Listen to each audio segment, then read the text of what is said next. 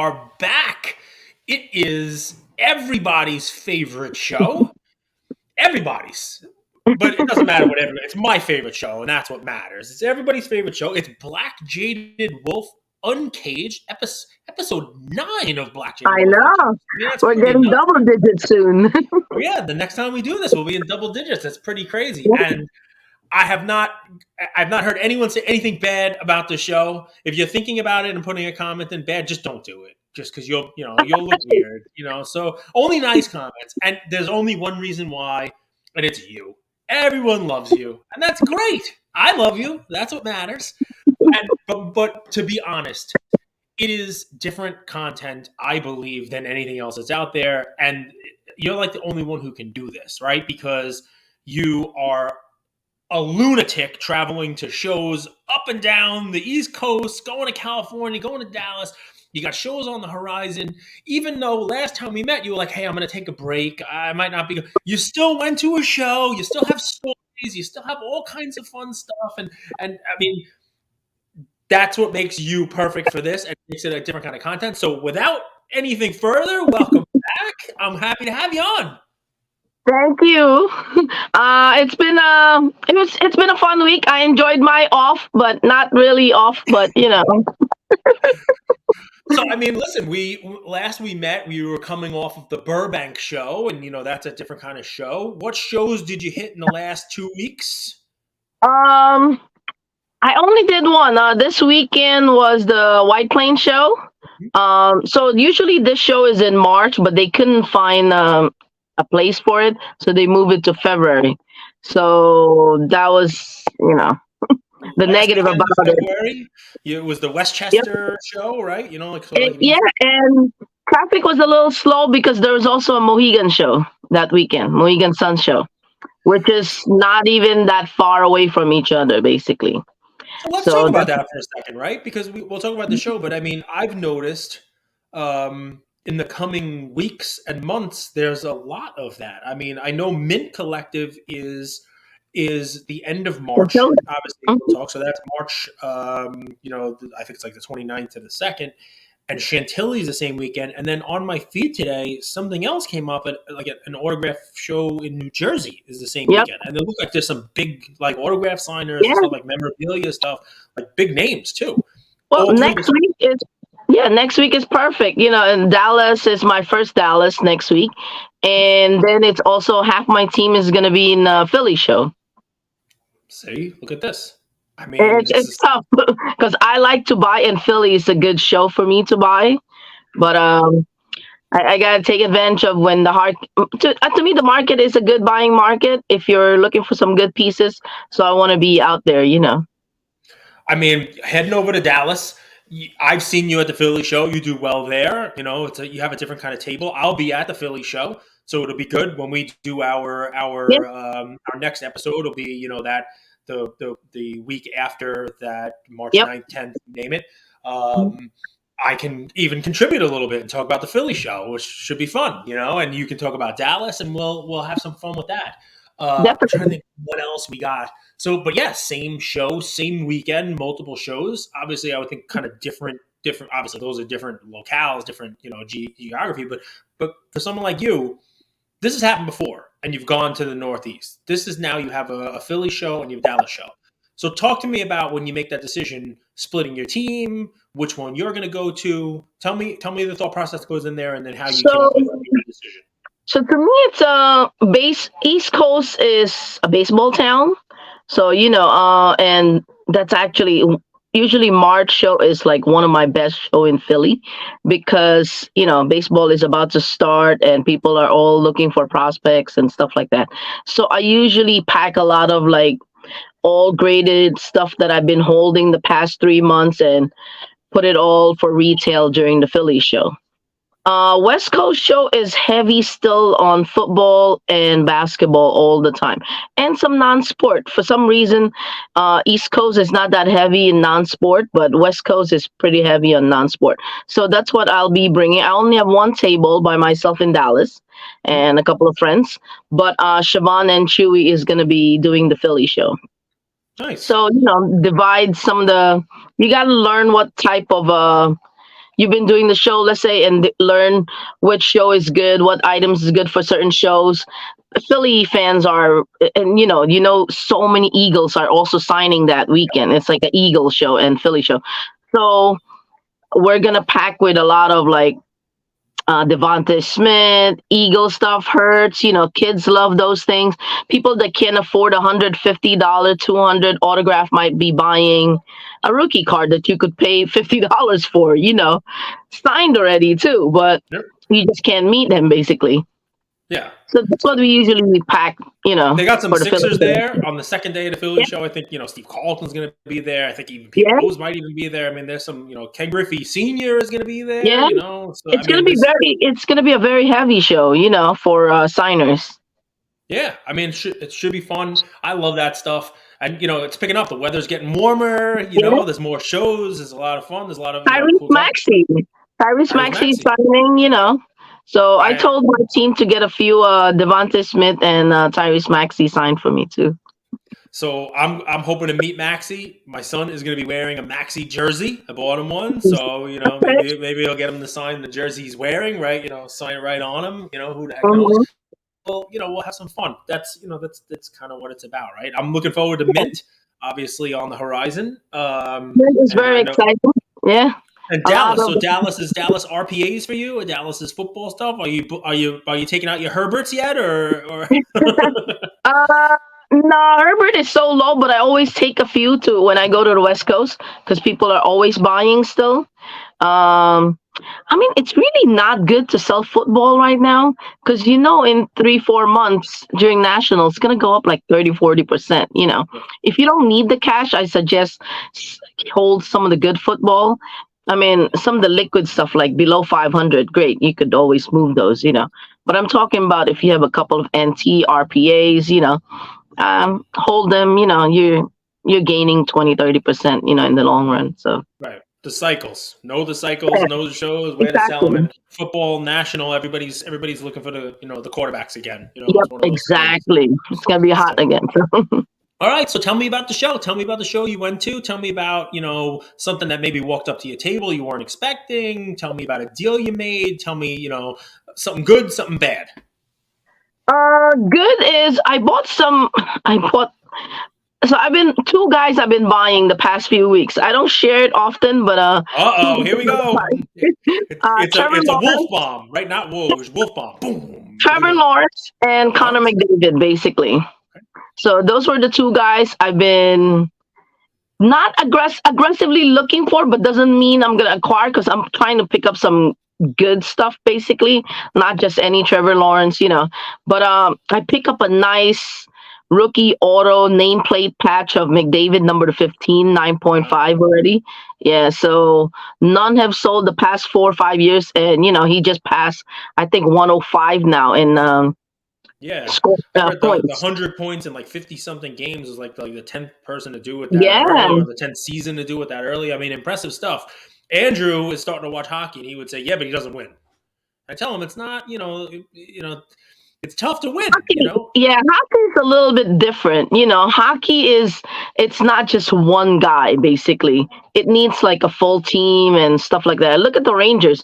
The Rangers supposed to be winning the past 5-10 years. I'm a Ranger fan, and it's not easy to win for some reason in hockey.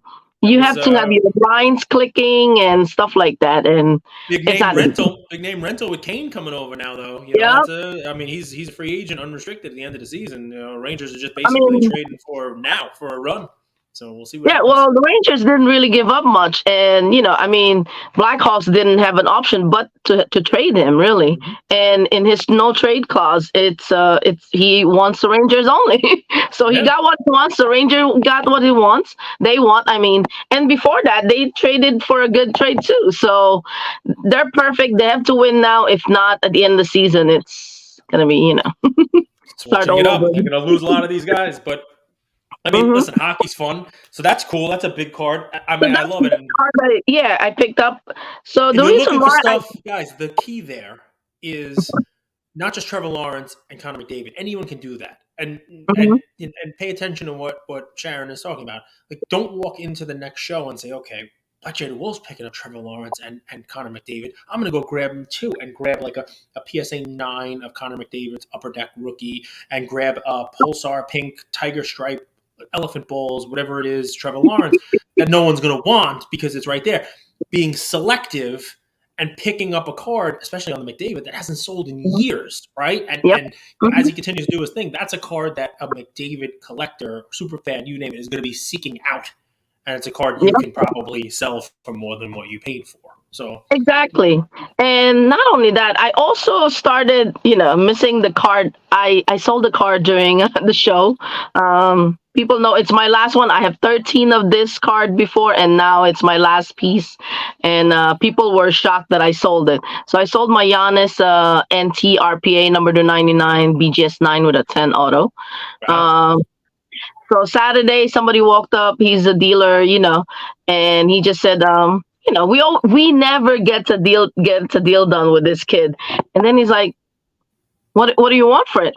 I said, I put a number out, and we got close to that number basically, and then that's it. We got the deal done basically, and. Nice.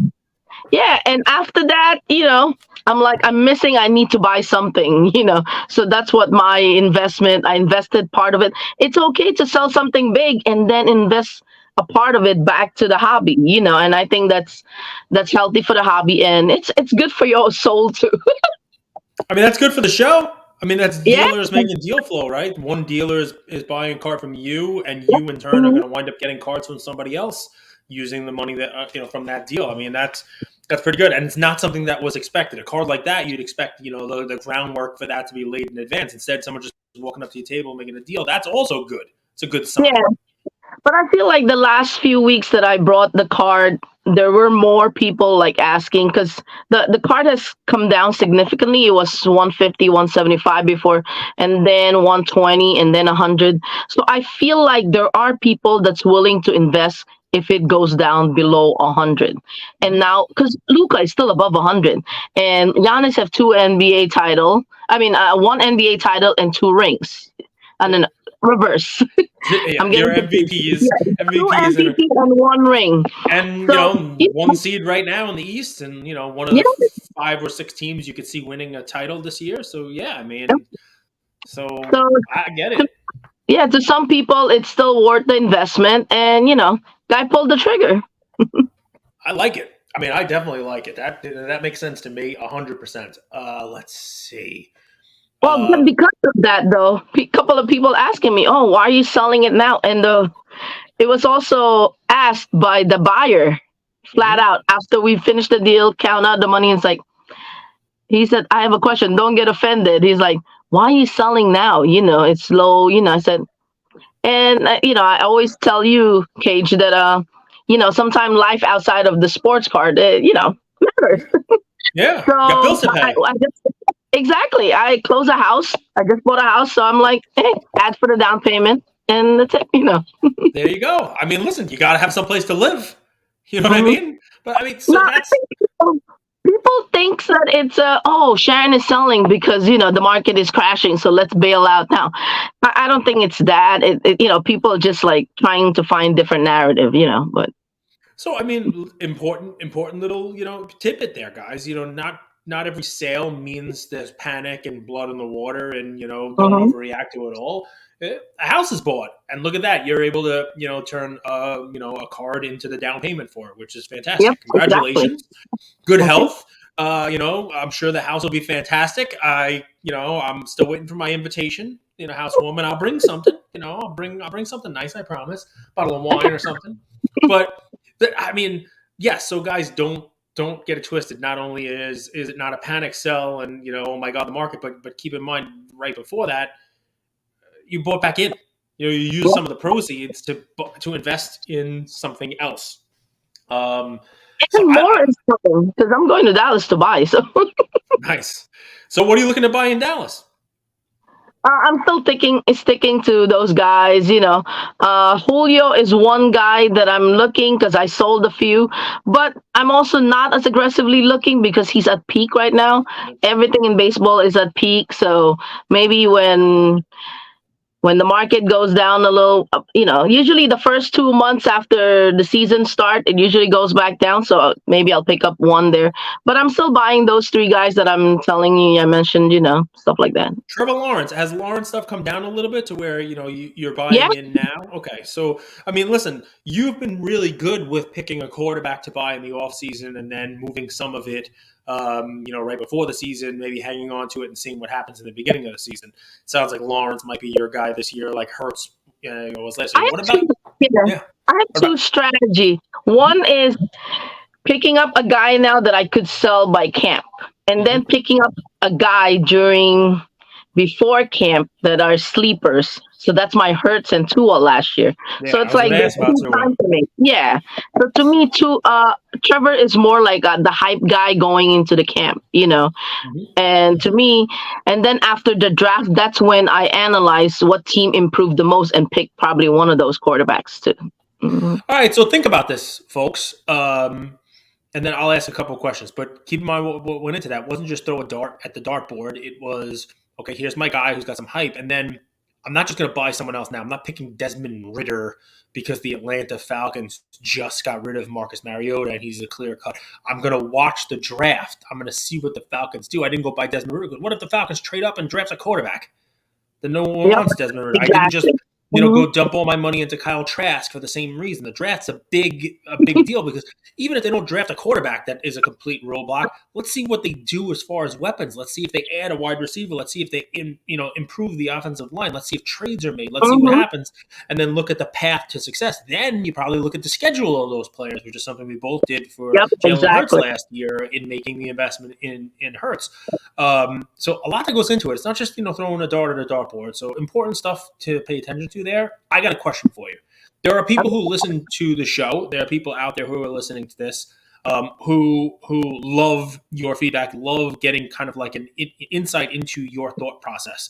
And what we just did there. That was great. Like, hey, I'm my hype guy, and I'm gonna get my other guy that's kind of like a long shot, and that was what Hurts was last year.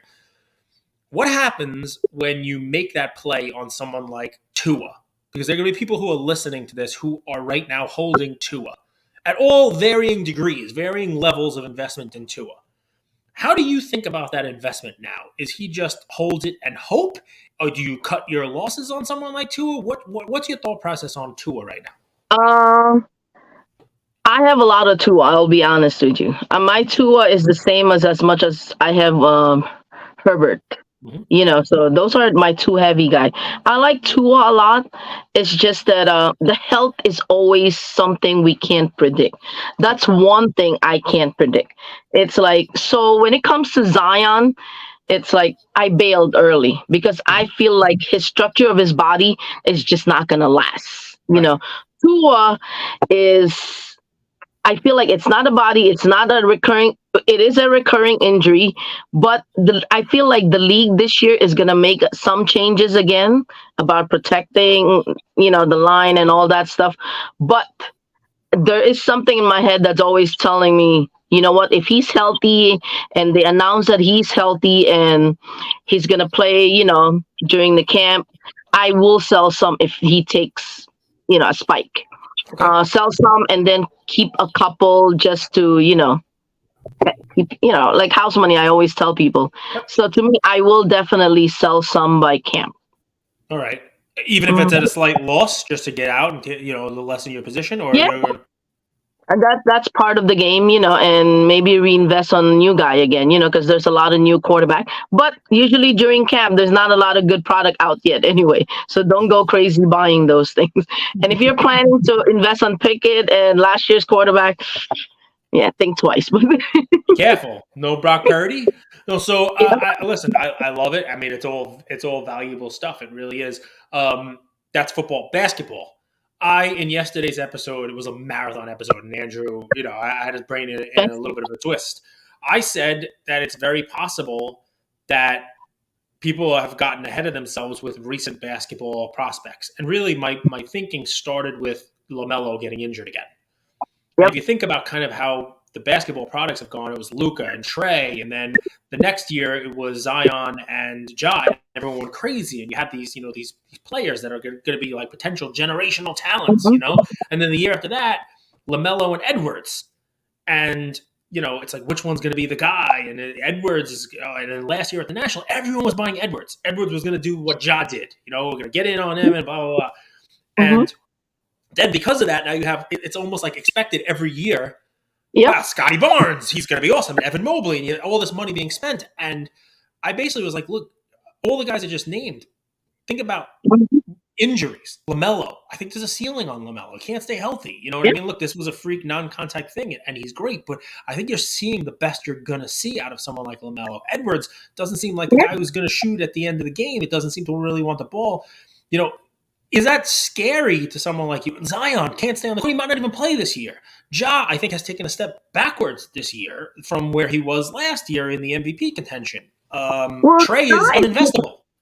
Exactly. Trey is in another situation now. It's almost time to either bail out and, take some loss and reinvest somewhere. Which is nuts. He's 27 and 10, right? He scores 27 and 10 assists. And it's like... You got to watch how he gets 27, and stuff like that. That's the key. It's not just the stats.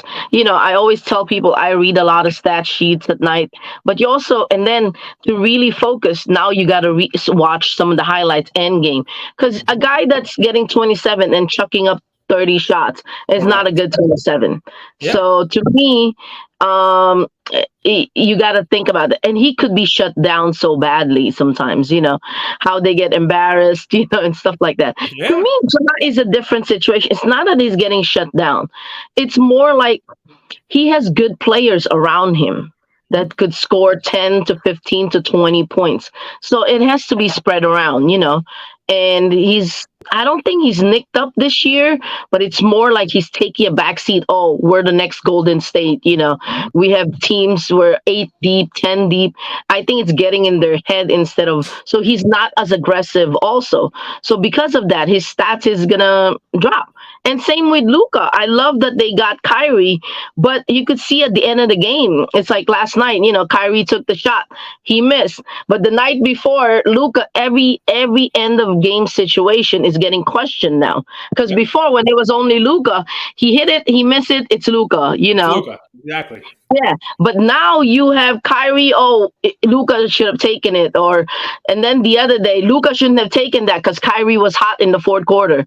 So it's same thing. Last night, Luka was hot. He scored 39 points, and Kyrie was cold, and Kyrie was still the one who took the second shot and didn't hit it. I mean, it's interesting. It really is. And I love what you're saying with the Ja. Yeah. To me, Ja that team became almost heels. Last year, they came out of nowhere, and it was like people were saying they're going to be the next Golden State. People were saying it about them. This year, they're saying it about themselves, and that's a subtle but huge difference, right? Yep. If you're saying it, I'm the next Golden State, people are like, screw that. Like, who is this guy?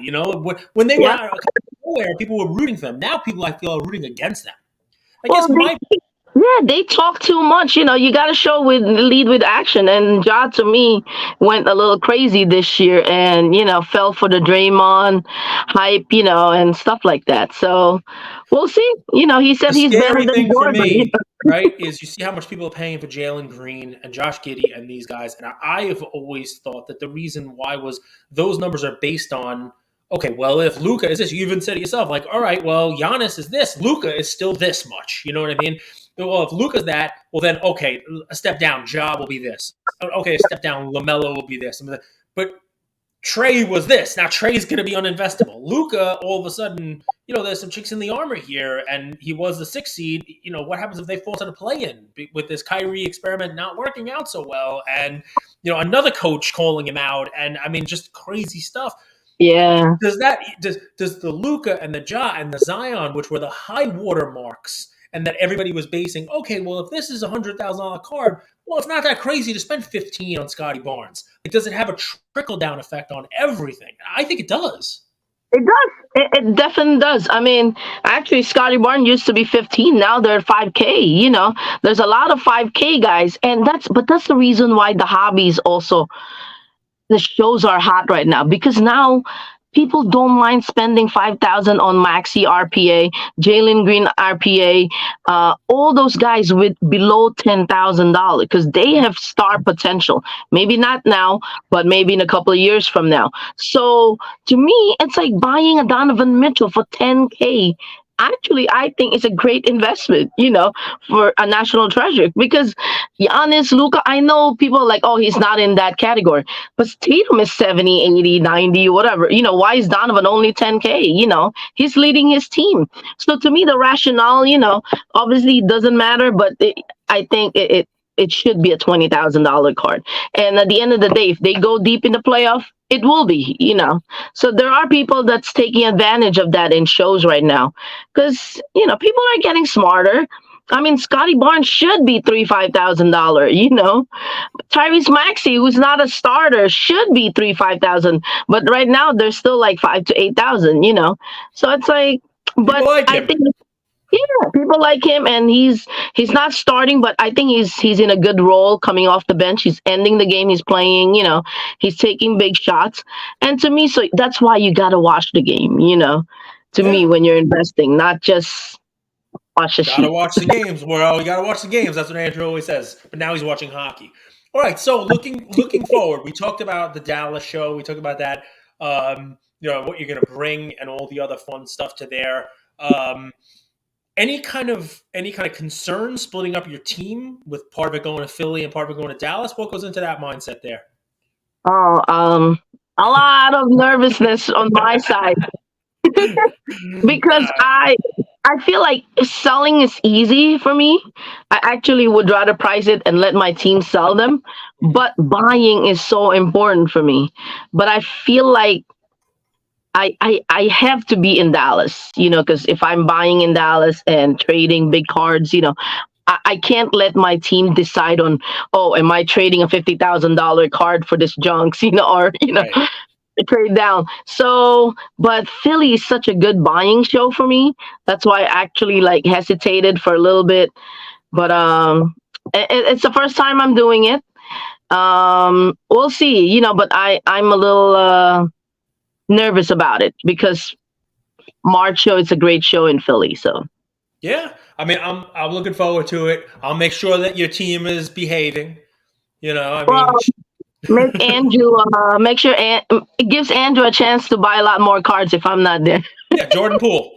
No, I mean, I don't know if Andrew's even going to go to it. I hope he Oh, does. I okay. like seeing him, and Philly's his family's there, but he's down in Boca, so it's a trip for him to make his Oh, way up, okay. and he's doing mint at the end of the month. So it was, a little bit. Not everybody can travel like you. You got to be a million miler by now. You got to be. Hopefully, they take care of you on the airlines. And then the following week is Chicago too. So Chicago show, huh?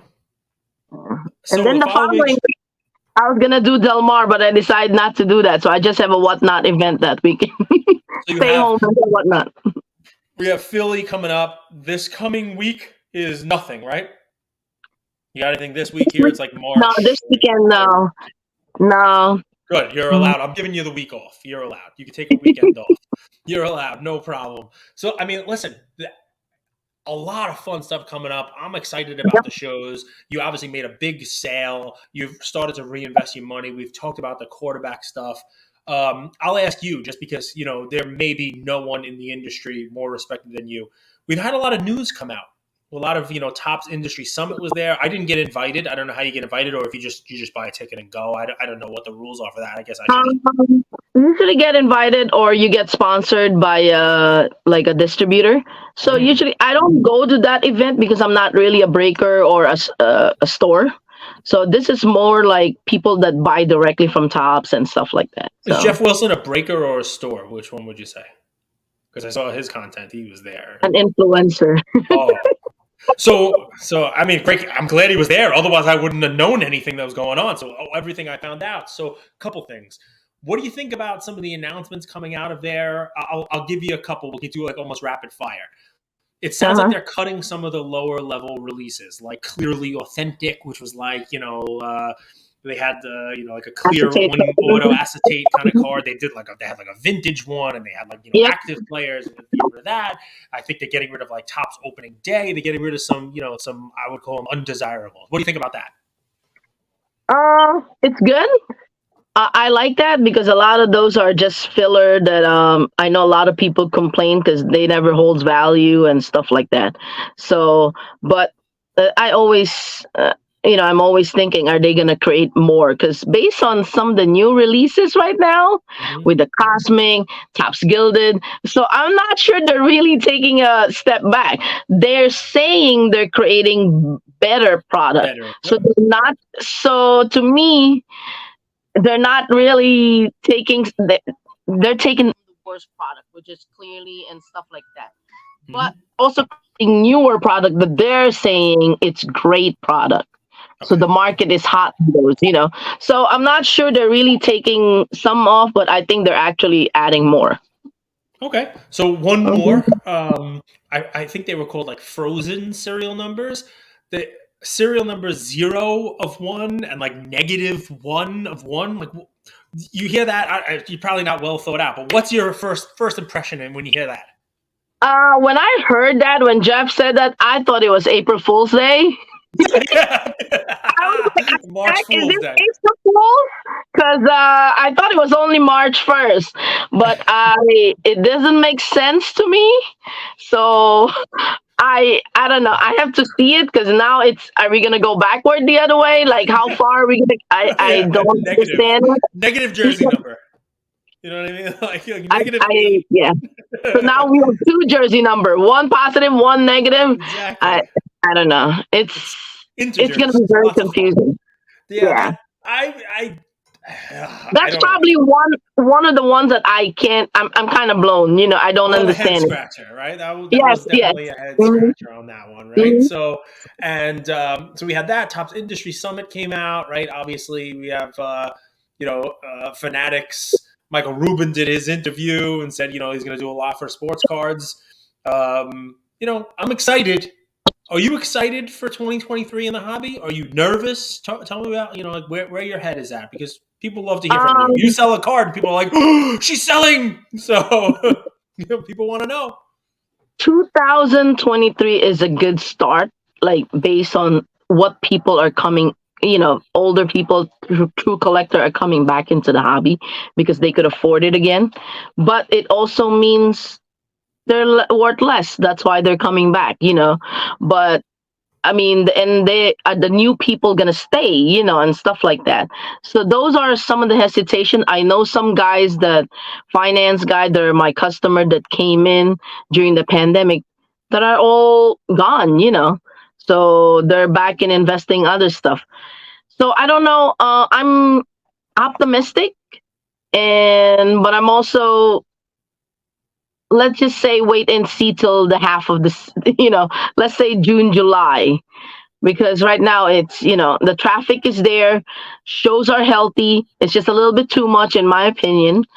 People are buying, but could be buying because, there's no other alternative investment that are great. So we yeah. So you say there's a little bit too much. What do you mean by that? Too many shows?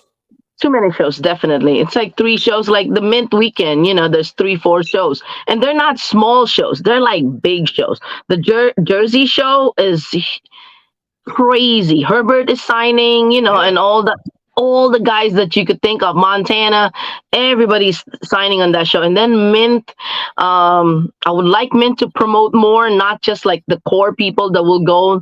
I want retail people to attend. That's my main thing about Mint, because they are promoting. More dealers are going to be there because last year there's less dealers. I don't want people to come in like, oh, it's not a show really. No, this is a show, and there's a lot of good dealers that are coming too. And I mean, Chantilly is going to be there. I mean, to me, if you're a true collector, you would know Chantilly, Of course, yeah. I mean, a lot of signers, big show.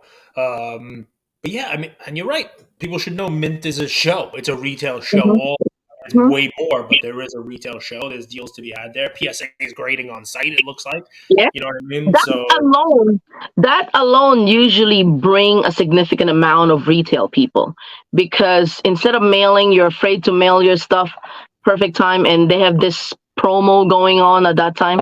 So the 350 usually, or the 300 is going to be $200. It's like 100 off.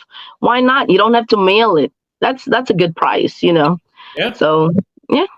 there you go. Well, listen, I am really looking forward to our next one of these. I look forward to every one of these, but you're going to have to be able to report back from Dallas.